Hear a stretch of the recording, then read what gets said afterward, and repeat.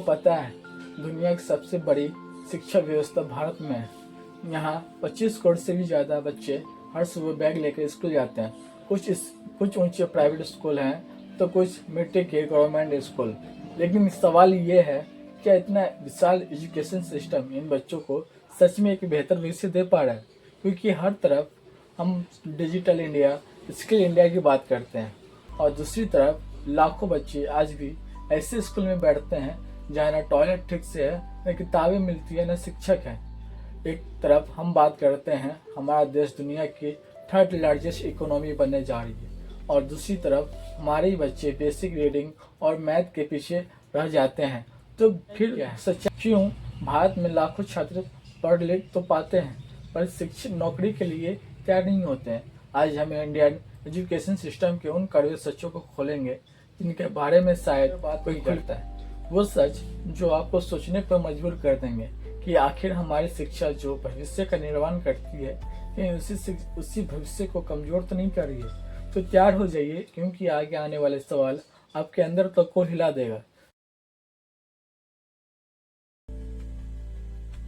क्यों आज भी भारत में लाखों विद्यार्थी सिर्फ रट कर पास होते हैं? समझ क्यों 65% इंडियन ग्रेजुएट नहीं माने जाते हैं? क्यों सरकारी स्कूलों के छात्र 60% को बेसिक रीडिंग और मैथ तक ठीक से नहीं आ पाती? क्यों इंट्रेंस एग्जाम बच्चों को स्टूडेंट नहीं प्रेशर मशीन बना देती है? और सबसे बड़ा सवाल, शिक्षा का असली मकसद क्या है और क्या हम उससे बहुत दूर जा चुके हैं?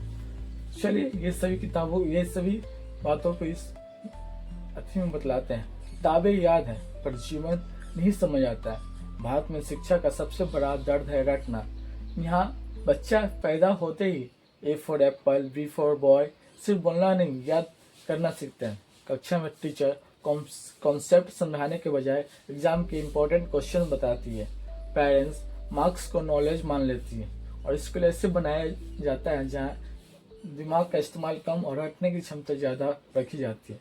इसका नतीजा ये होता है कि बच्चे सवाल पूछने से डरते हैं, क्रिएटिविटी शुरू होने से पहले ही खत्म हो जाती है और लर्निंग एक जर्नी नहीं एक तनाव बन जाती है।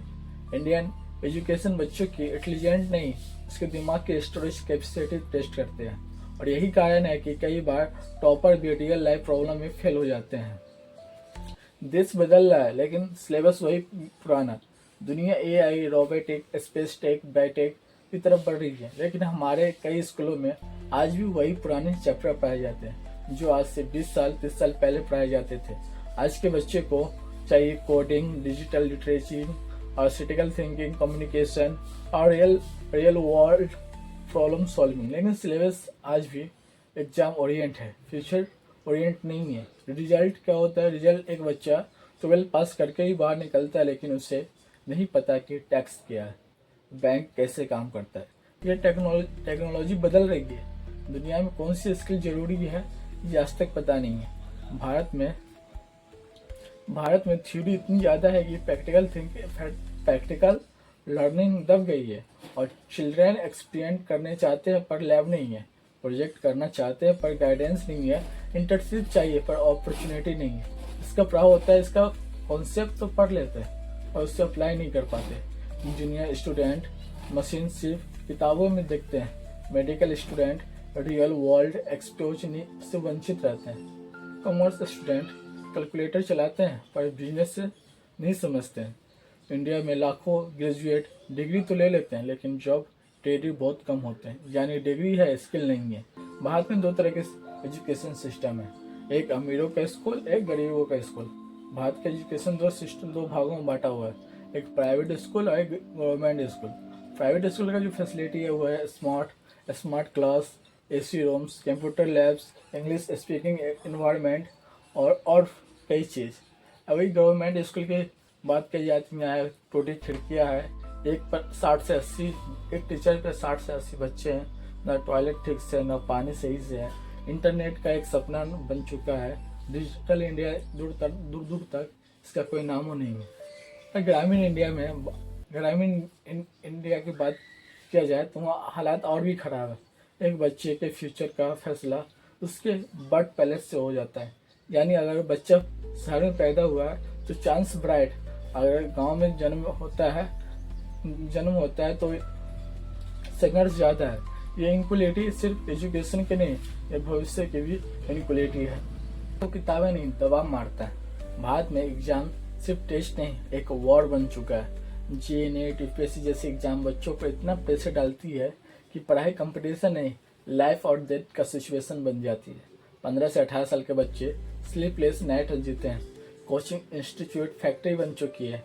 मार्क डिसाइड करते हैं और अच्छा कौन है और खराब कौन है ये सिर्फ नंबर डिसाइड करता है। स्टेट एंजाइटी बर्नआउट, ये इंडिया एजुकेशन का एक नया नॉर्मल हो गया है।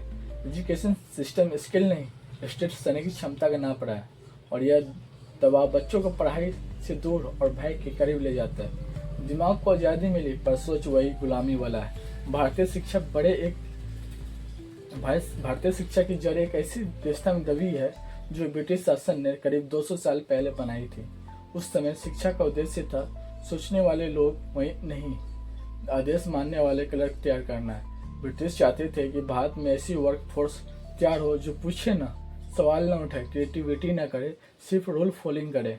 और दुख की बात यह है कि आज़ादी के 75 साल बाद भी यह मानसिकता सिस्टम में मौजूद है। लेकिन देखिए, भारत वही देश है जहाँ नालंदा यूनिवर्सिटी जैसे महान संस्थाएं थी। दुनिया की सबसे पुरानी और सबसे बड़ी रेसिडेंशियल यूनिवर्सिटी में से एक नालंदा यूनिवर्सिटी। स्थापना 15वीं शताब्दी में हुआ था। दुनिया भर के छात्र आते थे, जैसे चीन, तिब्बत, कोरिया, मंगोलिया जैसे देशों से, जहाँ 10,000 से ज़्यादा छात्राएं पढ़ाई करती थी और 2,000 से अधिक शिक्षक हुआ करते थे, जिसमें astrology, astronomy, mathematics, medicine, philosophy and logic और practical learning plus digital culture भी इसमें मौजूद था। दुनिया का पहला लाइब्रेरी कॉम्प्लेक्स जो 3 महीना तक जलता रहा, यानी पुराना भारत क्रिटिकल थिंकिंग और रिसर्च इनोवेशन का केंद्र था। लेकिन ब्रिटिश सिस्टम ने सोच को फार्मूला बेस्ड बना दिया, इसलिए आज के एजुकेशन सिस्टम में क्रिएटिविटी और एजुकेशन दबे रहते हैं। एजुकेशन सिस्टम की सबसे बड़ी ताकत होती है टीचर, लेकिन भारत में लाखों टीचर पोजीशन खाली है। कई जगह एक टीचर पर 60 से 80 स्टूडेंट तक संभालने की जिम्मेदारी होती है और जो टीचर मौजूद है उन्हें मॉडर्न टीचिंग मेथड का प्रॉपर ट्रेनिंग नहीं मिलता है, जैसे digital learning, concept based teaching, child psychology आदि। जब इक्वालिटी टीचर ही कम होंगे तो क्वालिटी लर्निंग कैसे बढ़ेगी। फंडिंग और इंफ्रास्ट्रक्चर की कमी, जहाँ स्कूल ही अधूरे हो वहाँ सपने कैसे पूरेंगे। कई स्कूल आज भी बेसिक फैसिलिटी से वंचित है। कई जगह बिजली नहीं है, पीने का साफ पानी नहीं है, कहीं फर्नीचर टूटा हुआ है तो कहीं कंप्यूटर लैब सब नाम के है। इंटरनेट तो सपना है। जब इन्वायरमेंट ही कमज़ोर है तो बच्चे मन लगाकर कैसे पढ़ेंगे। इंफ्रास्ट्रक्चर की ये कमी बच्चों का और कॉन्फिडेंस तोड़ देती है और ड्रॉप बढ़ा देती है। भारतीय समाज में बच्चों को उम्मीद की जाती है कि टॉप करो, नहीं तो फ्यूचर खत्म। पेरेंट्स मार्क्स को इस सक्सेस का मिसयूज मानते हैं। रिजल्ट अपने बच्चे अपनी इंटरेस्ट एक्सप्लोर नहीं कर पाते। आर्ट्स, स्पोर्ट, क्रिएटिविटी कमजोर समझी जाती है। स्किल बेस्ड एजुकेशन को महत्व नहीं मिलता है। हर परिवार में डॉक्टर, इंजीनियर की ही लाइन है। यह प्रेशर बच्चों को लर्निंग से दूर और डर के करीब ले जाता है। क्रिएटिविटी मर जाती है और क्यूरियोसिटी दब जाती है। एक ऐसी दौड़ जिसमें जितना नहीं सब थक जाते हैं। भारत में कंपटीशन एग्जाम सिर्फ परीक्षा नहीं, एक इंडस्ट्री बन चुकी है। जे नेट यूपीएससी जैसे एग्जाम में कंपटीशन इतना ज़्यादा है कि 15 से 18 साल के बच्चे रेस दौड़ रहे हैं कि तैयार किया जाए, रेस हॉर्स की तरह तैयार किया जाता है। कोचिंग फैक्ट्री बन चुकी है और 15 से 18 साल के बच्चे पढ़ाई में बिजी है। दबाव इतना कि नींद तक गायब हो गया है। फेलियर का डर बच्चों की मेंटल हेल्थ को तोड़ देती है। एग्जाम सिस्टम टैलेंट नहीं, स्टेट सहने की कैपेसिटी माफ रहा है और यह कल्चर एजुकेशन को सीखने के सफ़र से निकलता है। एक हॉर्स रेस बन जाता है जहाँ हर किसी को बस आगे भागना है, पर कोई नहीं जानता कि कहाँ पहुँच रहे हैं। भारत में शिक्षा सिर्फ किताबों तक सीमित नहीं रह सकती। यह केवल मार्क्स, एग्ज़ाम और रैंक की दौड़ नहीं हो सकती। अगर हम सच में चाहते हैं कि हमारा देश दुनिया के आगे बढ़े तो हमें अपने बच्चों को रटने की मशीन नहीं, बल्कि सोचने, समझने और बनने वाले भविष्य के नेता बनाना होगा। सोचिए, एक बच्चा जो क्रिएटिविटी, आर्टिस्टिकल थिंकिंग और प्रॉब्लम सॉल्विंग सीखता है, वो इंजीनियर, साइंटिस्ट, आर्टिस्ट और एंटरप्रेन्योर बन सकता है। वो देश की ग्रोथ में योगदान कर सकता है, वह समाज में भी बदलाव ला सकता है। लेकिन अगर सिस्टम वही पुराना रोड लर्निंग और एग्जाम प्रेशर वाला रहेगा, तो हम केवल टैलेंट वेस्ट और मेंटल स्टेट बढ़ाते रहेंगे। याद रखिए, एक बदला हुआ एजुकेशन सिस्टम सिर्फ बच्चों को नहीं, पूरे देश का भविष्य बदल सकता है। तो सवाल ये है, क्या हम आज सिर्फ बच्चों को पढ़ा रहे हैं या उनका भविष्य बना रहे हैं?